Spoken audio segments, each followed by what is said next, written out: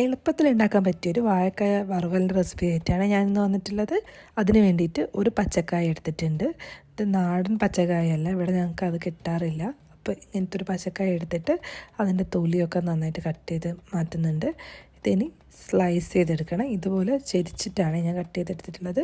അത് ഫിഷിൻ്റെ ഒരു ലുക്ക് കിട്ടാനും. ഇതുപോലെ കട്ട് ചെയ്തെടുത്തിട്ടുള്ള പച്ചക്കായ ഉപ്പിൻ്റെ വെള്ളത്തിൽ കുറച്ച് നേരം ഇട്ട് വെച്ചാൽ അതിൻ്റെ ആ ഒരു കറക്കുത്തൊക്കെ ഒന്ന് മാറിക്കിട്ടും.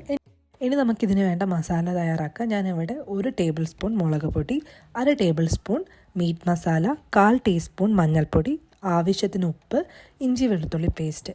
ഇത് നന്നായിട്ട് വെള്ളം ചേർത്തിട്ട് ഒരു പേസ്റ്റ് രൂപത്തിലാക്കി എടുക്കണം.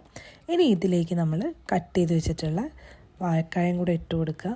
എന്നിട്ട് നന്നായിട്ട് മാരിനേറ്റ് ചെയ്തിട്ട് ഒരു അരമണിക്കൂറെങ്കിലും റെസ്റ്റ് ചെയ്യാൻ വേണ്ടി വെക്കണേ. എന്നാലാണ് ഈ മസാലയൊക്കെ കായലോട്ട് നന്നായിട്ട് പിടിക്കുകയുള്ളൂ.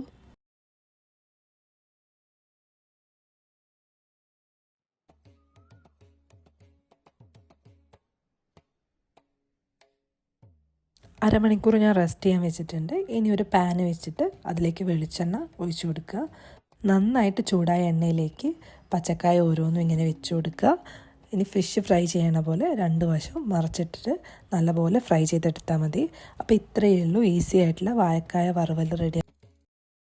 നിങ്ങൾക്ക് ചോറിൻ്റെ കൂടെയും ചപ്പാത്തിയുടെ കൂടെയൊക്കെ നല്ലൊരു കോമ്പിനേഷനാണ്. അപ്പോൾ എല്ലാവരും ഒന്ന് ട്രൈ ചെയ്ത് നോക്കിയിട്ട് എനിക്ക് ഫീഡ്ബാക്ക് അറിയിക്കണേ. അതുപോലെ എൻ്റെ ചാനലൊന്ന് സപ്പോർട്ട് ചെയ്യുക, ലൈക്ക് ചെയ്യുക, കമൻറ്റ് ചെയ്യുക, ഫീഡ്ബാക്ക് അറിയിക്കുക. Thank you for watching.